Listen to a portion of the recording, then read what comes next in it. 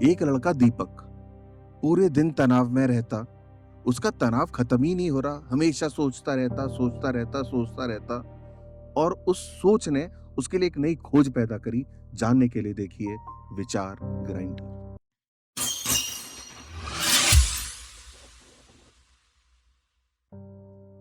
धानी भाई, एक लड़का दीपक, हम्म।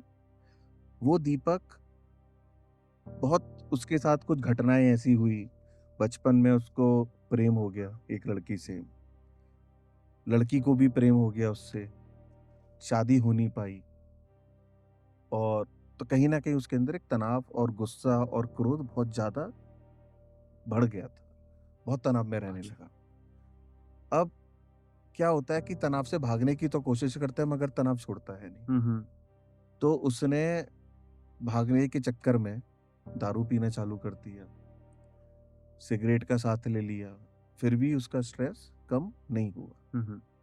उसको अपने ऊपर घृणा होती कि जो बंदा एकदम फिट, एक्सरसाइज करता था, वेट लिफ्टिंग करता था या जो भी दिनचर्या करता था, मगर वो उसके एकदम विपरीत दिशा में चला गया। अच्छा। अब उसको और हुआ कि कुछ लोगों के साथ हुआ तो गांजा वागा भी उसने लेना चालू कर दिया।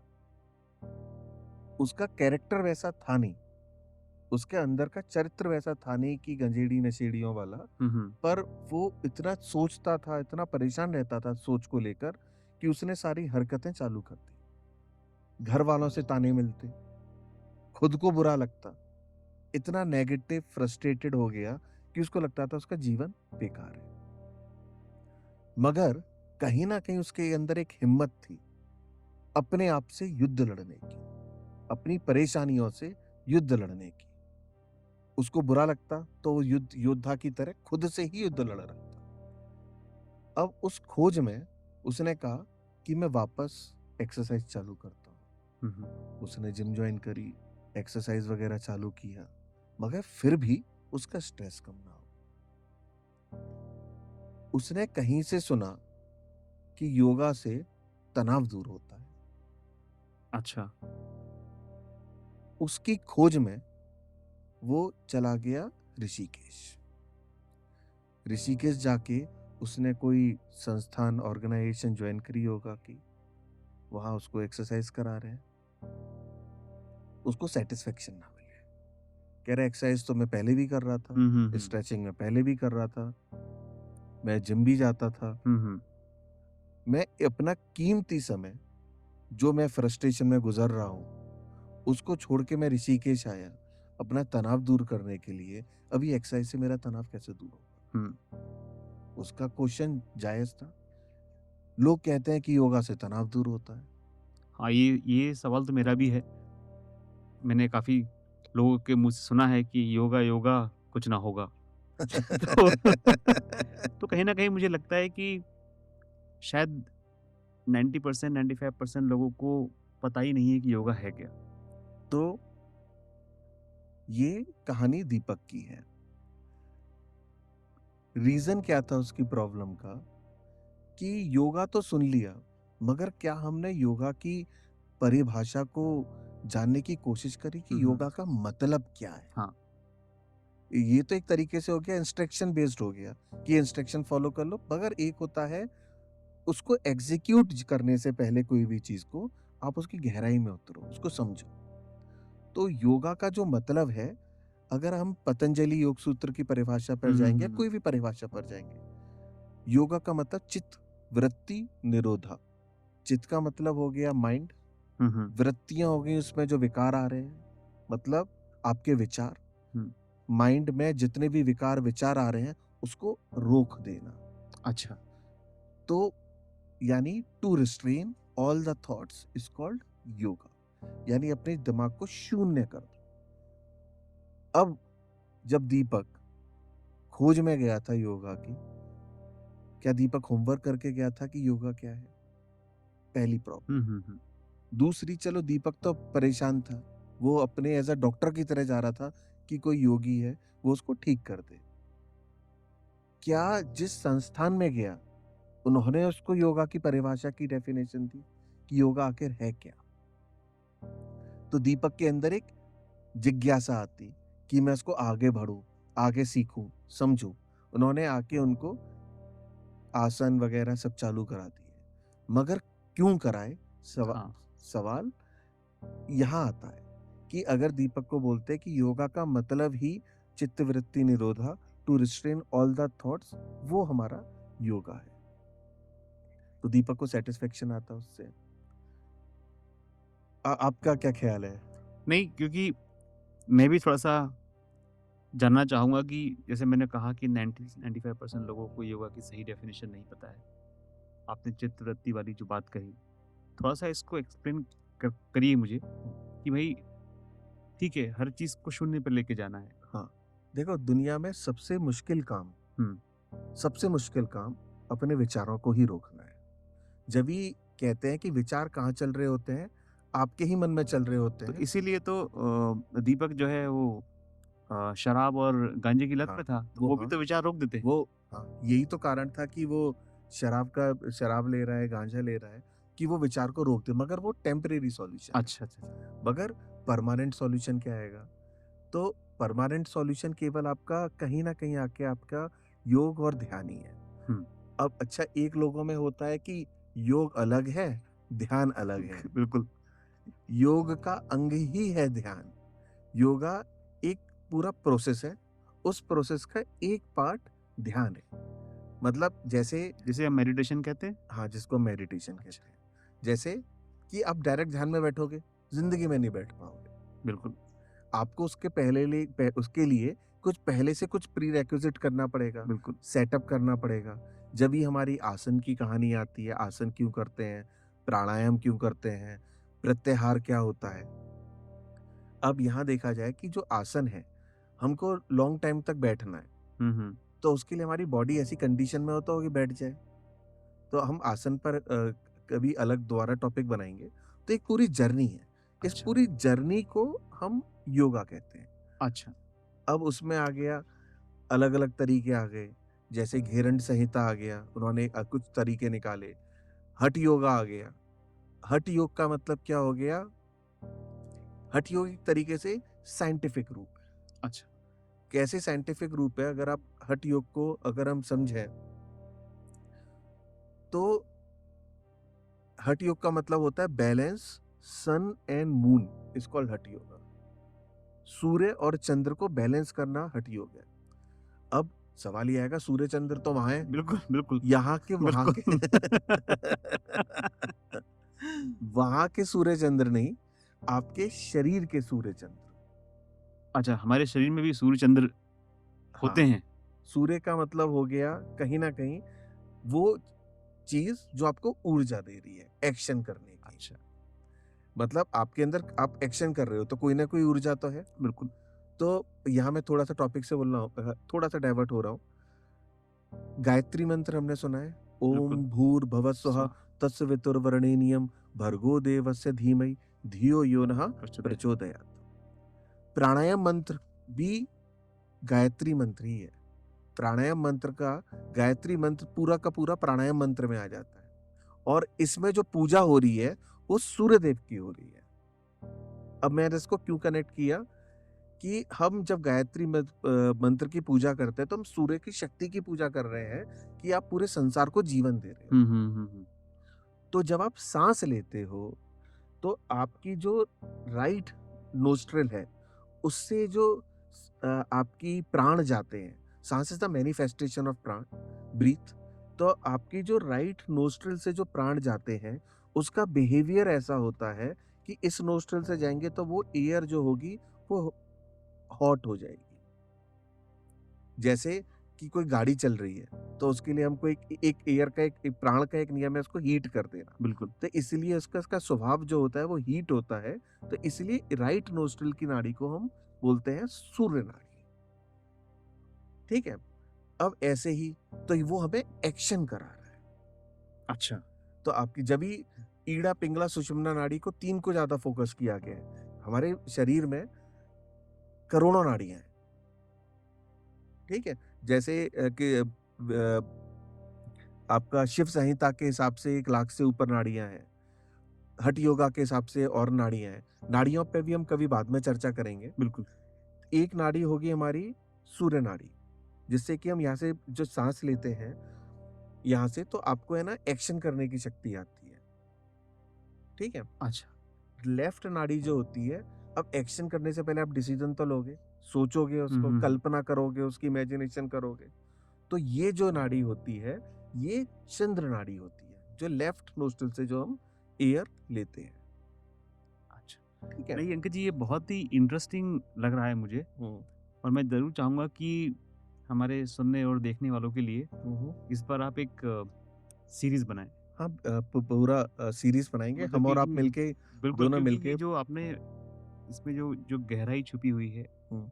योग के अंदर, ना कि योग क्या है इसके बारे में, लेकिन जो आपने बताया कि इतने प्रकार की नाड़ियाँ हैं, इतने प्रकार के जैसे आपने सूर्य और चंद्र के बारे में कहा और मुझे यकीन है कि शायद इसमें बहुत सारी चीज़ें ऐसी छुपी हुई हैं जो शायद हम कर रहे हैं अपनी ज़िंदगी में, मगर हमें पता नहीं पता है। नहीं है हमें। तो तो बिल्कुल आपकी बात। तो अब हमने जब शुरू में योगा की डेफिनेशन ली, पतंजलि योग सूत्र के हिसाब से, तो उसमें हमारी परिभाषा निकली कि चित्तवृत्ति निरोधा means to restrain all the thoughts, यानी शून्य की अवस्था में जाना। बिल्कुल। करेक्ट? अब हठ योग में भी शून्य की अवस्था में जा रहे हैं, हुँ, हुँ। मगर आप सूर्य और चंद्र को बैलेंस करके, मान लो आपने कभी एक इलेक्ट्रिक का एक सेल देखा होगा, बैटरी। हुँ, हुँ। बैटरी में दो होते हैं, एक तुम्हारा प्लस और एक प्लस माइनस। एक माइनस होता है। तो प्लस को आप सूर्य मान लो, अच्छा, माइनस को आप चंद्र मान चंद्रमा, लो। ठीक है। मगर वो उन दोनों के बीच में एक इलेक्ट्रोस्टैटिक फील्ड पैदा हो जाएगा। जब प्लस एक डायरेक्शन में हो जाता है, माइनस एक डायरेक्शन में हो जाता है, तो एक इलेक्ट्रोस्टैटिक फील्ड पैदा हो जाएगा। बिल्कुल। तो हमारी बॉडी के अंदर भी तो सूर्य नाड़ी है, चंद्र नाड़ी है। प्रॉब्लम क्या है? मान लो +10 और -10, अगर हम कोई बैटरी का एक नोड लें, हुँ, हुँ। एक साइड आपका +10 है, दूसरा साइड आपका -10 है, तो लमसम क्या होगा? 0। बिल्कुल। करेक्ट? पतंजलि योग सूत्र की डेफिनेशन, यानी to balance sun and moon. Hatha yoga ने उसको साइंटिफिक रूप में एक इम्प्लीमेंटेशन इस तरीके से दे दिया। अच्छा, मगर प्रॉब्लम क्या होती है? +10, -10, +20, -20, +100, -100 एक नॉर्मल इंसान के लिए नहीं होता, क्योंकि इन सब में डिफरेंस आएगा 0। मान लो +10, -20 हुँ, हुँ। इम्बैलेंस, या +20, -10 इम्बैलेंस। बिल्कुल। इसका मतलब किसी की सूर्य ज़्यादा एक्टिव है, किसी का चंद्र लेस एक्टिव है, किसी का दोनों इनएक्टिव है। और तो वो क्रिया इसके अपोज़िट कर रहा है। हाँ, तो हाँ, अब जैसे मान लो आपने पागलों को देखा होगा, एक पागल होता है, गड्ढा खुद गया, फिर भी खोदे जा रहा है, खोदे जा रहा है, खोदे जा रहा है, खोदे जा रहा है। इमेजिन करो, सब काम हो गया, फिर वो परेशान है, मैं क्या करूँ? अब मैं क्या करूँ? अब मैं क्या करूँ? उसके अंदर संतुष्टि नहीं है। बिल्कुल। दूसरा ये है, गड्ढा खुदा नहीं है और वो सोचे जा रहा है, सोचे जा रहा है, सोचे जा रहा है, सोचे जा रहा है, सोचे जा रहा है। समझ में आ गया? समझ तो गया। जो गड्ढा खोदे जा रहा है, उसका सूर्य ओवर एक्टिव है, उसको चंद्र को क्रिया एक्टिव उसकी करना है। इतनी हाँ, हाँ, हाँ, समझ गए। और जो केवल इमेजिन करता जा रहा है, करता जा रहा है और एक्शन में उसका कन्वर्ट ही चंद्र नहीं कर रहा है, अच्छा, अच्छा, अच्छा। उसका चंद्र ज़्यादा चंद्र एक्टिव है। ज़्यादा एक्टिव है। तो बस हमको हठ योगा जो बताता है कि सूर्य और चंद्र को बैलेंस कर दें। अब मान लो जो दीपक है, दीपक सोचे जा रहा है, सोचे जा रहा है, सोचे जा रहा है, सोचे जा रहा है, तनाव। तो अब दीपक जब सोचे जा रहा है तो एक्शन में कन्वर्ट कर ही नहीं पा रहा, बिल्कुल। तो वो क्या कर रहा है? नशे का सहारा ले रहा है उसमें। तो अगर इसका मतलब कहीं न कहीं दीपक का चंद्र ज़्यादा चंद्र एक्टिव है, सूर्य नहीं है, या कोई दूसरी सिचुएशन हो सकती है। तो जब दीपक योगा करेगा, तो उसको सूर्य और चंद्र को बैलेंस करना बेहतर। पड़ेगा। अब यहाँ सवाल आएगा कि फिर इतनी एक्सरसाइज क्यों?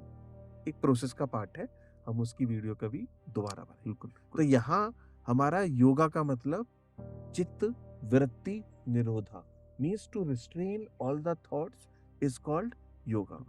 यानी सन को और मून को बैलेंस कर लें और उसके लिए पूरा प्रोसेस चालू हो जाता है हठ योगा का। बिल्कुल। नहीं, नहीं, हम आगे इस पे चर्चा करेंगे और डेफ़िनेटली मैं चाहूँगा कि इस आप इसकी एक पूरी एक सीरीज़ बनाएँ। एक पूरी सीरीज बनाएंगे और साथ में कुछ एक्सपेरिमेंट भी करेंगे। बिल्कुल, मिलके बिल्कुल, बिल्कुल। मिलके एक्सपेरिमेंट करेंगे और जहाँ इंजीनियर्स मिल जाते हैं, टेक्निकल बंदे मिल जाते हैं, तो कहीं न कहीं अंदर से जाके क्योंकि हम इंजीनियर्स की खासियत ये होती है मतलब सारे फील्ड अच्छे हैं, हाँ जी, बट लेकिन हमें प्रूफ़ चाहिए ना। हाँ, आप कहानी भर बता रहे हैं कि ये कर, लेकिन हमें हमें करके भी तो दिखाइए हाँ, इस चीज़ को। हमको उसके डेप्थ तक जाके बिल्कुल। निकाल के लाना है और उसको सिंप्लीफाई कर देना है। हुँ। आप अपने विचारों को शून्य कर रहे हो, वो योगा की परिभाषा वही है। वही ध्यान है, वही मेडिटेशन हुँ, है हुँ, हुँ। कि to restrain all the thoughts is called yoga. ठीक है? अब अब यहाँ पे कई योगा में मैंने सुना है, हुँ, हुँ, देखा है, खुद भी करता भी हूँ कि हुँ। आपको एक स्पेसिफ़िक पोज़ीशन पे बिठाया जाता है कि भाई ऐसे बैठो तो ये ज़्यादा इफ़ेक्टिव है, वैसे खड़े रहो एक टाँग पे ज़्यादा इफ़ेक्टिव है। क्या रिलेवेंस है ये इसका? देखो क्या हुआ कि ये एक तरीके से फिलॉसफी है। हुँ, हुँ। अब जैसे मान लो एक टाँग पे खड़े हो रहे हैं, तो अब ये कहीं न कहीं फिज़िकैलिटी के हिसाब से है, मैं आपको बताता हूँ। एक बंदा है, लड़का है, योद्धा है, उसके इर्द-गिर्द युद्ध चल रहा है। हुँ, हुँ। कभी कोई उसको लग रहा है कभी कोई मारने आ सकता है, कुछ आ सकता है, मगर उसको कोई फ़र्क ही नहीं पड़ रहा। ये उसकी शून्य अवस्था है। तो यानी एक टाँग पे खड़े हो गए, हाँ। तो इसका मतलब क्या है मैं फिज़िकल प्रेशर कितना झेल सकता हूँ, उसके बाद मेरे मेंटल स्टेट पे कोई फ़र्क ही नहीं पड़ रहा। ये मतलब हम उसको लॉजिकल रूप से सोचें कि आप उस पोज़ीशन में खड़े हो, सर नीचे, पैर ऊपर, मान लो। तो आप क्या है कि वो नॉर्मल कंडीशन तो है नहीं। आप एक कॉम्प्लेक्स कुछ क्रिया कर रहे हो, वो आपकी नॉर्मल कंडीशन तो है नहीं। एक पैर पे खड़े हो गए, पैर स्ट्रेच कर लिया, स्ट्रेचिंग की पोज़ीशन में आप पूरे आ गए। तो कहीं न कहीं आपकी वो नॉर्मल पोज़ीशन है नहीं, आपकी फिज़िकैलिटी के विपरीत है और आप उसमें भी आप एकदम मस्त मुस्कुराते हुए रह हुँ, रहे हुँ, हो। हुँ। तो इसका मतलब क्या है कि इस फिज़िकल पेन को भी मेरा मेंटल स्टेट कोई इम्पैक्ट नहीं ला रही। तो इसलिए एक निकला कि मैं अपनी बॉडी में कॉम्प्लेक्स कि मैं चारों तरफ अग्नि लगी हुई है, यहाँ अग्नि, यहाँ अग्नि, यहाँ अग्नि, यहाँ अग्नि, यहाँ अग्नि, मैं बैठा हुआ हूँ। मुझे गर्मी के मौसम में हुँ। गर्मी का मौसम है और इतनी धूप तो वैसे ही आ रही है और हर जगह अग्नि, अग्नि, अग्नि है। अब मैं उसकी तप झेल रहा हूँ, तपस्या बोल हुँ, सकते हैं। हुँ, हुँ। तो इसका मतलब ये हो गया कि मेरे विपरीत कंडीशन है, मगर मैंने अपनी फिज़िकैलिटी को इस तरीके से बना रहा हूँ झेलने की क्षमता को कि मुझे कुछ फ़र्क ही नहीं पड़ रहा। मेरा इसका मतलब मेरी मेंटल स्टेट पे वो शून्य की अवस्था में जा रही है, मैं झेल सकता हूँ, झेल हुँ, हुँ, सकता हुँ, हूँ। हुँ। तो इसलिए इसको अगर हम जीवन में लाएँ कि जब मैं लाइफ़ में कॉम्प्लेक्स प्रॉब्लम को सॉल्व कर लेता हूँ, तो छोटी-मोटी प्रॉब्लम मुझे लगती नहीं है। हुँ, हुँ। तो ये भी एक ज़रूरी है, मगर रेदर देन मेरा ऐसा मानना है कि हम इसको अपने जीवन में ले आएँ। मतलब ऐसा ना हो कि मैं एक पैर पे खड़े होके कर रहा हूँ, मैं अपने जीवन में ले आऊँ कि मेरे जीवन में चैलेंजेस आ रहे हैं, मैं उसको झेल रहा हूँ, मगर उसको अपने ऊपर नहीं उतार रहा कि उसने मेरी ज़िंदगी हुँ, खराब हुँ, कर हुँ, दी। हुँ, हुँ। तो मतलब कॉम्प्लेक्स आसन का ये है। मगर अगर हम योगा को जाने तो एक उन्होंने जब आप है ना सॉल्यूशन कोई आप सॉल्यूशन को कोई आप प्रॉब्लम समझ जाते हो कि योगा का मतलब क्या है, कि योगा का मतलब जीरो स्टेट है, तो आप उसमें बहुत सारी ब्रांचेस निकाल लोगे। एक ब्रांचेस क्या होगी, तपस्या हो गई। हुँ, हुँ, हुँ। एक ब्रांच होगी तपस्या होगी कि मैं अपनी अगेंस्ट सिचुएशन में अपने आप को डाल दूं और मेरा मेंटल स्टेट बिगड़े ना। ये एक ब्रांच होगी। हाँ। अब हर कोई तो तपस्या कर नहीं सकता कि कुछ हो गया उसका हम उसको साइंटिफिक फॉर्म में ले आते हैं कि जैसे साइंटिफिक फॉर्म में आ गया आपका हठ। अब उन्होंने क्या बोला कि जीरो को स्टेट पाने के लिए एक तो तपस्या होगी, अब जीरो स्टेट पाने के लिए दूसरा हो गया हठ योगा आ गया। हठ का मतलब होता है हा और ठा, इनका कॉम्बिनेशन। हा को प्रेजेंट किया गया है सूर्य से, ठा को प्रेजेंट किया है चंद्र से। यानी अब हमारे बॉडी का जो प्रोसेस है या जो बॉडी है, उसमें जब आप राइट नोस्ट्रिल से सांस लेते हो, तो आपकी बॉडी की हीट बढ़ती है और जब आप लेफ्ट नोस्ट्रिल से सांस लेते हो, तो आपकी बॉडी ठंडी पड़ती है, कूल बढ़ता है। अब ये कोई भी गाड़ी की भी फिजियोलॉजी ले लो, हुँ, कोई हुँ। भी कार है, उसमें कूलेंट भी होगा, उसमें हीट भी हो रही है, सारी चीजें हो रही हैं। तो यानी जब गाड़ी गर्म होती है तो वो एक्शन करती है। कोई भी कार है, कोई कार एकदम, या बाइक है, बुलेट है, अब शुरू में ठंडे मौसम में चलाओगे तो चलने में दिक्कत होगी, बिल्कुल। और एक बार चलना चालू हो गई, गर्म हो गई तो चलती रहेगी। यानी इसका मतलब जो हीट है इज प्रोपोर्शनल टू एक्शन। हम ऐसा कर सकते हैं। अब इतनी हीट होगी तो ब्लास्ट भी हो जाएगी, चीटा है, इतनी हीट हो गई, इतनी हीट होगी तो ब्लास्ट भी हो जाएगी, तो कहीं ना कहीं उसको भाई कूलेंट की भी जरूरत होगी। गाड़ी में हम कूलेंट डालते हैं कि ठंडी, साथ में टेम्परेचर भी मेंटेन रखना है। तो ऐसे ही जब हम लेफ्ट नोस्ट्रिल से सांस लेते हैं, वो हमारा कूलेंट की तरह काम करता तो इसमें सिर्फ लेना ही होता है जिसे हम छोड़ते भी हैं। अभी कई जगह अनुलोम विलोम में ये कहा जाता है कि आप इस नोस्ट्रिल से लेंगे, अपनी लेफ्ट से लेंगे, राइट से छोड़ेंगे, फिर हाँ। राइट से लेंगे, लेफ्ट से है। छोड़ेंगे। तो जब उसमें छोड़ते हैं तो ये हाँ, उसमें क्या हो गया, एक सेफ हो गया। जैसे मैंने ये, ठीक है, ये मैंने इससे ठंडी सांस गई, उसने उसको कहीं ना कहीं थोड़ा हीट कर दिया। अच्छा। तो कहीं ना कहीं आपकी बॉडी से जा रही है, तो आपकी बॉडी के साथ वो हिल रही है। तो अब जो अनुलोम विलोम है वो एक तरीके का सेफ है। क्यों? अनुलोम विलोम कॉम्बिनेशन है दो प्राणायाम का। एक हो गया सूर्यभेदी प्राणायाम, एक हो गया चंद्रभेदी प्राणायाम। सूर्यभेदी क्या है, मैंने इसको बंद किया,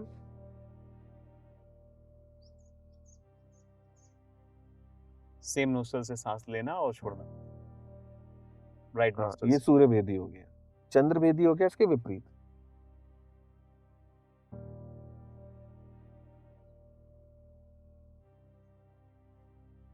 ठीक है।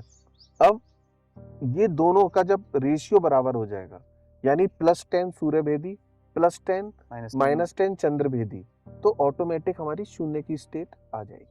जैसे कि एक हमारा, मान लो एक एटम होता है, एटम में इलेक्ट्रॉन और प्रोटॉन होंगे। जब इलेक्ट्रॉन और प्रोटॉन बराबर ही तो होते हैं, जब भी तो वो न्यूट्रल स्टेट में होता है। मगर हमारी बॉडी में क्या होता है कि इलेक्ट्रॉन को मान लो 10, प्रोटॉन को मान लो, इलेक्ट्रॉन को मान लो -10, प्रोटॉन को मान लो +10, उसका लमसम 0 हो गया। हमारी बॉडी में मगर क्या होता है कि हम बहुत सोच रहे हैं, एक्शन नहीं कर रहे, यानी हमारा ईड़ा बहुत ज्यादा एक्टिवेटेड है, पिंगला हमारी कम एक्टिवेटेड है। या जैसे हमने बताया, ईड़ा और पिंगला के बारे में हाँ, बताइए। बहुत ही सिंपल। जैसे पिंगला नाड़ी क्या हो गया, जैसे अब हमने बोला ना, ये राइट वाला जो है हमारा, वो सन रिप्रेजेंट कर रहा है। यानी जब हम इससे सांस ले रहे हैं तो वो हमारा क्या हो गया, सूर्य एक्टिवेशन हो रहा है। अब क्या होगा, अब जब आप यहां से सांस ले रहे हो तो इसने एक पाथ बना लिया होगा, एक रास्ता बना लिया होगा, एक पाथ बना लिया होगा, एक चैनल बना लिया होगा। उस चैनल्स को हम नाड़ी कहते हैं। यानी जिस चैनल से हमारे शरीर के अंदर प्राण फ्लो होते हैं, उस चैनल्स को हम नाड़ी कहते हैं। तो जब आप इस से सांस ले रहे हो,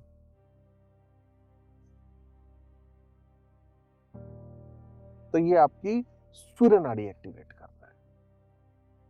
ठीक है, चैनल जैसे हम इंजीनियरिंग में भी करते हैं ना, स्ट्रीम्स। एक सिंपल एग्जांपल, आप पे एक पाइप है, ठीक है, मान लो एक आप पे पाइप है, पाइप से पानी फ्लो हो रहा है। अब पाइप का एंड पॉइंट है, पाइप का, उस पाइप से पानी फ्लो हो रहा है, तो उस फ्लो ने एक रास्ता पकड़ लिया। अब उस पाइप को बंद कर दो, उस रास्ते को फिर आप देख तो नहीं पाओगे। मतलब आपने पाइप लिया, उससे फ्लो निकाल दिया, एक फ्लो बन गया, वो एक पाथ ही तो बन गया, मगर आपने उस पाइप को हटा दिया, तो वो यानी उसको सुखा दिया, तो आपको कहीं फिजिकल दिखेगा नहीं। तो कहने का मतलब ये है कि ये आप सोचो कि नाड़ी बॉडी को काट के दिख जाए तो वो विजिबल नहीं होगी। रीजन क्या है, वो एक पाथ है, एक रास्ता है, जिस रास्ते से आपके प्राण फ्लो हो रहे हैं। तो जब क्या होता है, हमारा हट का मतलब हा और ठा, सूर्य और चंद्र, जब आप यहां से सांस ले रहे हो तो आपकी पिंगला नाड़ी एक्टिवेट होती है, जो कि आपकी बॉडी को हीट करती है। और यहां से जब सांस लेते हो तो आपकी चंद्र नाड़ी एक्टिवेट होती है, जिसको हम ईड़ा नाड़ी कहते हैं। यानी पिंगला नाड़ी इज इक्वल टू सूर्य नाड़ी, ईड़ा नाड़ी इज इक्वल टू चंद्र नाड़ी। और हमारा ऑब्जेक्टिव क्या होता है, उसको बैलेंस करना, +10 -10, जैसे इलेक्ट्रॉन और न्यूट्रॉन। और अगर आप इसको हम साइंस से भी जोड़ें, कि आपने देखा होगा कि फिर हमारा मैकेनिकल इंजीनियरिंग में, और जब हम +2 में थे फिजिक्स में एक सब्जेक्ट था थर्मोडायनेमिक्स। थर्मोडायनेमिक्स में सबसे पहले करंट कैसे पैदा कराया जाता है। एक शीट ले ली मेटल की, मेटल की शीट ले ली, वो शीट को आपने पूरा गर्म कर दिया।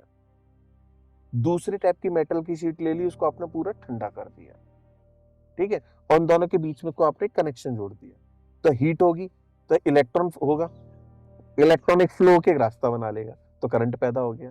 तो सेम मैकेनिज्म, मैं उसको सेम मैकेनिज्म अगर मैं करूं, तो मेरा जो सूर्य है, तो वो सूर्य हीट पैदा कर रहा है और चंद्र मेरा उसको ठंडा कर रहा है, तो कहीं ना कहीं थर्मोडायनेमिक्स हमारे अंदर ही तो चल रहा है। तो इस थर्मोडायनेमिक्स से बस हम बैलेंस की कंडीशन ले आते हैं, तो उसको हम हठ योग कहते हैं कि सूर्य और चंद्र को हमने बैलेंस कर लिया, ये हमारा हठ योग है। और कोई सवाल दिमाग में? नहीं, आई थिंक आज के लिए तो ये काफ़ी है, क्योंकि मुझे सबसे अच्छी चीज़ में ये लगी है कि आपने इसको साइंटिफिक तरीके से भी एक्सप्लेन किया। क्योंकि ये सब हमने पढ़ा है हमारे स्कूल के दिनों में कि भाई न्यूट्रॉन कैसे बनते हैं या इलेक्ट्रिसिटी कैसे पैदा होती है। अब यहाँ पे मेरा एक सवाल जो निकल के आ रहा है कि जब मैं योग कर रहा हूँ, मैंने 1 घंटा योग किया, तो ये अवस्था सिर्फ उसी समय के लिए रहेगी, वो योग कहलाएगा, या मुझे वो धीरे धीरे जाके, मैं समझ गया, वो आप कंटिन्यू करते रहोगे। पहली बात तो देखो, जब हम योग को समझे ही नहीं, हमने पूरा जीवन कर लिया, तो भी हम योग नहीं कर पाए। क्योंकि जब आप एक समझ जाओ कि हमारा इसका मीनिंग क्या है, जीरो की स्टेट में लाना, आप मीनिंग समझ गए, तो फिर आप अपनी दिमाग लगाओगे, एक फिलोसफर माइंड लगाओगे कि एक रास्ता तपस्या है, कि मैं अपने बॉडी को इस तरीके से कर लूं, मुझे कुछ तनाव नहीं है, कुछ नहीं हो रहा, मैं सब प्रॉब्लम झेल सकता हूँ, ठीक है। इसलिए मैंने अगेंस्ट सिचुएशन में अपनी बॉडी को डाल दिया। मैं डेजर्ट एरिया में जाके शर्ट उतार के रेत में लेटा हुआ हूँ कि मेरे को कुछ फर्क ही नहीं पड़ रहा। एक तरीका ये हो गया। एक हो गया आपका साइंटिफिक तरीका, हो गया वो हठ योग हो गया, कि मेरे बॉडी में मुझे पता है कि मैं जब राइट नोस्ट्रल से सांस लेता हूँ तो बॉडी गर्म होती है, लेफ्ट से लेता हूँ तो ठंडी होती है, यानी कुछ ठंडा और गर्म का इम्बैलेंस है, इम्बैलेंस है। आपने पागल भी देखे होंगे, दो टाइप के होते हैं। एक पागल होगा कि गड्ढा खुद गया है, मगर उसको चैन नहीं मिल रहा, खोदे जा रहा है, खोदे जा रहा है, खोदे जा रहा है। इसका मतलब उसकी जो पिंगला नाड़ी है वो ओवर एक्टिवेट है। एक बंदा है गड्ढा खुदा नहीं है, सोच में पड़ा हुआ है, तो उसकी ईड़ा ओवर एक्टिव है। तो अब हठ योग में क्या जो डेफिनेशन होती है कि जब आपकी ईड़ा और पिंगला बैलेंस हो जाती है, ठीक है, ईड़ा और पिंगला बैलेंस होगी, दोनों बैलेंस हो गई, तो ऑटोमेटिक एक जो न्यूट्रल होता है, न्यूट्रल जैसे इलेक्ट्रॉन प्रोटॉन न्यूट्रॉन, तो एक न्यूट्रल नाड़ी निकलती है, उसको बोलते हैं सुषुम्ना नाड़ी, ठीक है। नाड़ी। हाँ, तो वो क्या होता है, ये मान लो, अब ये कहीं ना कहीं सब मूलाधार से ही ओरिजिन हो रही है, मूलाधार पे ही जा रही है। तो आपकी जैसे ईड़ा हो गई, पिंगला हो गई, दोनों बैलेंस हो गई। अब एक वैक्यूम की कंडीशन मान लो, एक वैक्यूम की कंडीशन की तरह हम इसको इमेजिन कर सकते हैं कि हमारी पिंगला हो गई, सुषुम्ना होगी, फिर एक तीसरा एक चैनल निकल के आता है, उसको सुषुम्ना नाड़ी बोलते हैं। जैसे हमारे बिजली के हमारा प्लग होता है, तो उसमें दो तीन तीन होते हैं उसमें होल। एक होता है एक बड़ा जो सॉकेट होता है, उसमें एक से करंट आ रहा है, एक जा रहा है, एक में तीसरा होता है न्यूट्रल। तो अगर देखा जाए तो उसमें क्या, जब हमारा इस तरीके से जब पिंगला सुषुम्ना नाड़ी निकल जाती है, तो हमारी बॉडी का जो वोल्टेज वो हाई हो जाते हैं, क्योंकि अब उसको कितने पाथ कितने मिल गए। पहले क्या हो रहा था, एक पाथ बनना था, ईगड़ा से जा रहे हैं, फिर हम जैसे आप सांस ले रहे हो, अब एक एक पाथ बन गया उसका। मगर जब आपने दोनों को, ईड़ा और पिंगला को बैलेंस कर लिया और एक न्यूट्रल एक नाड़ी निकल के आ गई, तो दो सर्किट बन गए ना, एक तरीके से देखा जाए तो। उससे ऑटोमेटिक जब ध्यान करेंगे, योगा करेंगे, तो हमारा और हमारी नाड़ी क्लीन होंगी, तो हमारा ऑटोमेटिक पाथ बन जाएगा। मगर अब मैं सोचूं मैंने जीवन भर अनुलोम विलोम किया, हाँ, फिर भी मेरा सवाल यही आने वाला था। हाँ, देखिए, हम जिम क्यों जाते हैं? आदमी को रिजल्ट जल्दी मिल जाता है कि हाँ। आज मैंने अपर बॉडी किया, कल मैंने लोअर बॉडी किया, अपने इस पे किया, तो मुझे 1 महीने में रिजल्ट दिखना है। योगा से होता क्या है कि आदमी 6 महीने तक किए जा रहा है, कोई रिजल्ट नहीं निकल के आता है। उसका रीजन क्या है ना, कि हमने जिम इंडस्ट्री है, उसमें अगर आप देखोगे, उसमें उन्होंने रिसर्च कितनी करी है, ठीक है, कि आपको प्रोटीन लेना है, आपका बॉडी वेट है मान लो 80 केजी, तो आपको 80 अराउंड ग्राम 1.5 से 2 ग्राम प्रोटीन लेना है, तो 160 तो आपका मसल में कन्वर्ट हो जाएगा। आप क्रिएटिन की साइकिल लोगे कि जिससे कि आपका वाटर रिटेंशन हो जाए, तो आपका हो जाए। तो वो जिम इंडस्ट्री ने रिसर्च करी। हमारे योगा में क्या होगा, लोगों से पूछ लेना जाके कि योगा की परिभाषा क्या है, तो बोल देंगे एक्सरसाइज, स्ट्रेचिंग की एक्सरसाइज। मगर योगा का परिभाषा क्या है, शून्य की स्टेट में लाना। तो हमारे पूर्वजों ने हमको दे दिया कि तपस्या एक रास्ता है, हठ योगा एक रास्ता है, घेरंड संहिता एक रास्ता है, तंत्र बहुत बड़ा रास्ता है, तंत्र से ही क्रिया योग बना है। हठ और तंत्र का कॉम्बिनेशन क्रिया योग है। तंत्र एक अलग रास्ता है। ये सब रास्ते शून्य को पाने के लिए। लेकिन अब मुझे एक बात बताइए, आपने हमारे गुरुओं के बारे में बताया, पुराने ज़माने में कैसे तपस्या की जाती थी। पहले लोगों के पास बहुत टाइम था। अभी आप और मैं और काफ़ी सारे लोग जो इसको सुन रहे हैं, देख रहे हैं, हमारे पास टाइम नहीं। अब देखिए 12-12 घंटे हम काम करते रहते हैं। तो जहाँ पे शायद योगा को चाहिए समय, उसको चाहिए रेगुलरिटी, आदमी को लगता है यार मैं जाके आधे घंटे 1 घंटे जिम में हो आऊँगा और मेरी बॉडी फिट हो जाएगी। हाँ। तो वो आज के आधुनिक समय के हिसाब से योगा को कैसे मॉडिफाई करें? कैसे आदमी इसको अपनी दिनचर्या में लेकर आए? देखो, एक तो जब हम कोई भी चीज की अगेन परिभाषा जान जाएंगे, तो हम उसको समझ जाएंगे। जैसे मान लो आपको चेस्ट की एक्सरसाइज करनी है, तो आपको पता है बेंच प्रेस मारनी है, बिल्कुल। ठीक है, flat bench press, incline decline, जो भी बेंच प्रेस हमारा। आप योगा में क्या हो गया है कि जो मैं लोगों को देख रहा हूँ, जो ऑब्जर्वेशन है, वो भुस में लठ मार रहे हैं, मतलब बीटिंग द बुश, बिल्कुल। कि पहले मेरा एंड गोल क्या है। अब बहुत लोग योगा करते होंगे, अब जाना कि क्या तेरा एंड गोल जीरो के स्टेट को पाना है। अगर उनका एंड गोल जीरो स्टेट को पाना नहीं है, तो जिम्नास्टिक ज्वाइन कर ले, तुम्हारा फ्लेक्सिबिलिटी की भी एक्सरसाइज ज्वाइन कर ले, योगा ज्वाइन ना करें। तो योगा में अब इसकी एक जर्नी है। अब सबसे पहले वो जर्नी क्या हो गई कि हम उसको, एक तो कोई भी चीज रेगुलरिटी मांगती है। आप 45 मिनट्स दे रहे हो, उसमें भी आप ध्यान में जा सकते हो। ये नहीं है कि पुराने टाइम में क्या था, ऋषि मुनि, उन पे समय था, बिल्कुल, वो समय था, तो वो 6 घंटे निकाल रहे हैं, उस पर रिसर्च कर रहे हैं, वो कर रहे हैं। आज के इसमें क्या है, सबसे बड़ा एक तो योगा के रिसर्च सेंटर्स होते हैं। तो रिसर्च सेंटर से वो रिसर्च निकाल के आते, कोई बंदा इम्प्लीमेंट करता है। जैसे मान लो कैमरे से रिकॉर्डिंग हो रही है, तो किसी ने रिसर्च करके इस कैमरे को बनाया, हमारा कन्वर्सेशन आसान हो रहा है। अगर ये कैमरा नहीं होता तो हमारी लाइफ कॉम्प्लेक्स हो जाती। हम कहीं से लेकर आते, कुछ लेकर आते। तो मतलब एक रिसर्च इंस्टीट्यूट ने कुछ एक कंप्लीट पैकेज बना के दे दिया हमको। तो अगर योगा में ही हमारे इंडिया में रिसर्च इंस्टीट्यूट्स हो, जिसमें इंजीनियर्स हम जैसे लोग हों और उसकी गहराई में उतरे, उसके बाद हम छोटे छोटे पैकेट्स दे दें कि तेरी प्रॉब्लम ये है, तो ये यहाँ फोकस करना है, तो ये क्रिया करता रहे। तेरे को तेरी बॉडी में एक्शन कम है, आलस ज्यादा है, तो तू नाभि पे फोकस कर। नाभि का फोकस हो गया, मणिपुरा चक्र हो गया। दूसरा, क्या तेरी नाड़ी क्लीन है। देखो फाइनली जो हो रहा है, आपकी जो एनर्जी जा रही है, वो आपके नाड़ीज के थ्रू जा रही है, चैनल्स के थ्रू जा रही है। चैनल क्लीन नहीं है, तो आसन कर, प्राणायाम कर। मगर जैसे आप हो, आपकी नाड़ीज क्लीन हो सकती है, इसका मतलब ये नहीं है कि मेरी नाड़ीज क्लीन है। तो इंडिविजुअल टू इंडिविजुअल डिपेंड करता है। तो उसमें कहीं ना कहीं एक गाइडेंस, या तो आप खुद एक डीप थिंक करो कि वहां तक उसको आप समझ जाओ, नहीं तो कोई डीप थिंकर के साथ कनेक्ट कर लो कि आप मुझे इस तरीके का रास्ता दो। नहीं, आपने बहुत अच्छा ये सब्जेक्ट निकाला अंकित भाई, और मैं चाहूँगा कि हम इस चर्चा को जारी रखें। मैं इसके हर छोटे से छोटे पहलू को टच करना चाहता हूँ। जो मैंने कहा कि 90% लोगों को योगा की डेफिनेशन भी नहीं पता है, और मुझे यकीन है शायद ये सब सुनने के बाद, और जो आप इसके बारे में हम आगे चर्चा करते रहेंगे, शायद काफ़ी लोगों को ये क्लियर हो जाए क्लियर हो। और कि एक और चीज है, योगा को सोचेंगे कोई बंदा पतला है तो वो ज्यादा योगा जानता है, कोई बंदा मोटा है। अब संत देखना, जो एक लेवल के बाद संत हो जाते हैं, उनके फैट भी होता है।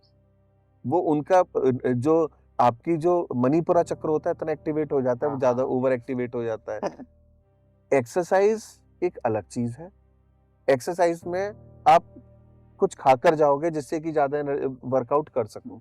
एक्सरसाइज में प्री वर्कआउट का कॉन्सेप्ट होता है कि आप या तो कॉफी पी गए, ठीक है, या आप एल-आर्जिन, क्रिएटिन या ये सारी चीज प्री वर्कआउट ले गए। योगा खाली पेट होता है, दोनों एकदम विपरीत है। ये जो आपने शून्य की अवस्था बोली, मुझे एक्चुअली एक किस्सा याद आ गया और शायद हम सभी ने वो उस चीज़ से गुज़रे हैं। हमारे दिमाग में आपने कहा शून्य की अवस्था। कभी आपने ये नोटिस किया है कि जब आप एग्ज़ामिनेशन हॉल में जब आप लिख रहे होते हैं, उस समय आपके दिमाग में कुछ नहीं आ रहा होता है। हम्म, वो भी एक तरीके की शून्य शून्य अवस्था है। अवस्था है या अब यही बहुत अच्छा सवाल है।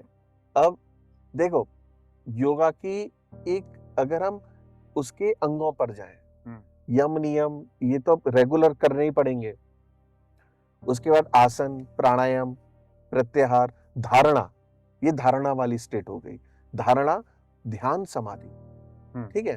अब क्या होता है, जब आप एग्जाम में जाते हो तो आपके अब इन जनरल आप एग्जाम में नहीं हो तो लाखों विचार चल रहे हैं, यानी आपके अनअलाइंड विचार है। बिल्कुल, बिल्कुल। कोई यहाँ जा रहा है, यहाँ जा रहा है, यहाँ जा रहा है, यहाँ जा रहा है। जब एग्जाम में चले गए तो आपके सारे विचार एक जगह फोकस हो गए। बिल्कुल। एक एक उसने पाथ बना लिए, एक ही रास्ते की तरफ सोचेंगे। इसको बोल देंगे धारणा, कंसंट्रेशन। उसका फुल कंसंट्रेशन उसी में है। ठीक है। ध्यान इससे एक ऊपर स्टेट है। जब क्या है, धारणा में आप मतलब ऑब्जेक्ट और आप दो अलग अलग चीज है। यानी आप इस सब्जेक्ट पे ध्यान लगा रहे हो और ये सब्जेक्ट है, ये ऑब्जेक्ट है। आप दो दो इंडिविजुअल अलग अलग चीज हो। ध्यान में क्या होता है, आप उसके साथ विलीन हो गए। ऑब्जेक्ट और सब्जेक्ट अब एक ही है। ठीक है। अब यहां से दो फिलॉसफी निकल के आती है। एक आती है जैसे निर्विकल्प समाधि। निर्विकल्प समाधि में जैसे, अब मान लो ये सामने वाला ऑब्जेक्ट है, ईश्वर है, कृष्णा है या माँ काली है। अब आप उसके साधक हो। ठीक है। एक सब्जेक्ट की तरह मानो आप उसके माँ काली के साधक हो और ये माँ काली है। तो आप माँ काली में विलीन हो गए, आपको समाधि लग गई। ध्यान ही समाधि। ठीक है। अब आप और माँ काली बिल्कुल अलग नहीं है, एक ही है। या आप और कृष्णा अलग नहीं है, एक ही है। एक होता है निर्विकल्प समाधि। उसमें निर्विकल्प समाधि में ईश्वर को भी, मतलब जो हम मेरे को थोड़ा ईश्वर वाले पे ज्यादा आस्था है, मगर निर्विकल्प समाधि में क्या होता है, वो देवी देवता इन सबको भी हटा देते हैं। वो प्योर जीरो की स्टेट में जाते हैं। उसमें ईश्वर भी नहीं रहता आपके साथ, आप उस शून्य से जुड़ जाते हैं। तो जैसे हमारे एक निर्विकल्प समाधि है और एक है कि जिसपे ईश्वर पे हम ध्यान लगाते हैं। अब यहाँ एक कन्वर्सेशन हुआ था, इसमें हम ये नहीं कह सकते, जैसे पतंजलि योग सूत्र बोलते हैं, मुझे दोबारा पढ़ना पड़ेगा, कि परम फाइनल ऑब्जेक्टिव होता है निर्विकल्प समाधि। ठीक है। अब यहीं से कहीं ना कहीं आप एक कॉन्सेप्ट लेकर आओ कि मुस्लिम में अल्लाह ताला के बारे में बोलते हैं, वो चित्र और इन सबको ज्यादा बिलीव नहीं करते, मतलब मूर्ति बनाने पे, इन सब पे। हिंदुइज्म में दोनों पे बिलीव करते हैं, मूर्ति पे भी बिलीव करते हैं और बिना मूर्ति के भी बिलीव करते हैं। दोनों फिलॉसफी हिंदूज में चलती है और दोनों अपने आप में पावरफुल है। एक इसका मतलब कहीं ना कहीं, चाहे हिंदू हो, चाहे मुस्लिम हो, चाहे क्रिश्चियन हो, चाहे सिख हो, कहीं ना कहीं डायरेक्टली इनडायरेक्टली ध्यान और योग से सब जुड़े हुए हैं। अब आप ये देखोगे, एक हमारे रामकृष्ण परमहंस और तोतापुरी महाराज। अब क्या हुआ, तोतापुरी महाराज के हिसाब से जो समाधि थी, समाधि का मतलब मरना नहीं होता, पहली बात। कि क्या होता है, उस स्टेट में आदमी आके जब विलीन हो जाता है तो प्राण छोड़ देता है। जब समाधि की स्टेट में उसने अपनी ऊर्जा को उस परम पे कर दिया, तो मगर क्रिया योग में ऐसा होता है, क्रिया योग ऐसा होगा कि आप उसको, शरीर को मत छोड़ो, क्योंकि आपका जिंदगी में मकसद आपका इस प्रकृति को सुंदर बनाना ही है। इस दुनिया को खूब, आप दुनिया में आए हो दुनिया के लिए कुछ करने के लिए, और लेके समाधि लेके प्राण छोड़ दिए, तो वो मेरे हिसाब से ठीक नहीं है। आपका काम है दुनिया में कर्म करना, अपना कर्म बेहतर करो। पहले जीरो स्टेट में जाओ, सारी टेंशन को दूर करो, फिर वापस नीचे आओ, फिर अपना कर्म अच्छा करो। क्योंकि सारे चक्र आपके, चाहे मूलाधार हो आपका, चाहे स्वादिष्टान चक्र हो। स्वादिष्टान चक्र किसका होता है, लग्जरी का प्रतीक होता है। अब लग्जरी को हम कैसे हो सकते हैं, मेरी लाइफ अच्छी चले, दूसरे की भी लाइफ अच्छी चले, एक इतने में हॉस्पिटल के संस्थान बना दूं जिसमें उसके एक बढ़िया ट्रीटमेंट, लग्जरी ट्रीटमेंट हो सके। अनाहत चक्र क्या हो गया, उसमें खुद का प्रेम, दूसरे का प्रेम, एक ऐसा हो कि सबको प्रेम मिले, वो अनाहत चक्र हो गया। तो हमारा कि समाधि का मतलब मरना नहीं होता। हम्म। जनरली लोग बोलते हैं समाधि में मरना। मर के हाँ समाधि का मतलब होता है का मतलब होता है जीरो स्टेट पे जाना, इस कॉल्ड समाधि। और उसके वापस लेकर आना, वो स्टेट को दुनिया में लेकर आओ कि दुनिया के हर किसी का भला हो, अच्छा हो। तो ये मतलब ये हो गया समाधि। अब क्या क्वेश्चन पूछ रहे थे, मैं भूल गया मैं। नहीं, क्वेश्चन मेरा यही था इसमें कि दो स्टेट होती हैं इसमें। हाँ हाँ हाँ हाँ हाँ। तो क्या होता है जब हम तोतापुरी महाराज और उनकी कहानी कर रहे थे, हमारे रामकृष्ण परमहंस की। रामकृष्ण परमहंस माँ काली के अखंड भक्त, ऐसे भक्त कि जब वो पूजा नहीं करते थे तो 5-5 दिन पूजा नहीं कर रहे, कोई ड्रामा नहीं है उनका। और जब पूजा कर रहे हैं, मतलब अपने भगवान अपने समर्पित कर रहे हैं, तो वो दिन रात माँ काली माँ काली माँ काली। तो ऐसा कहा जाता था कि माँ काली उनको ध्यान में दर्शन देती है। अब क्या हुआ, तोतापुरी महाराज आए।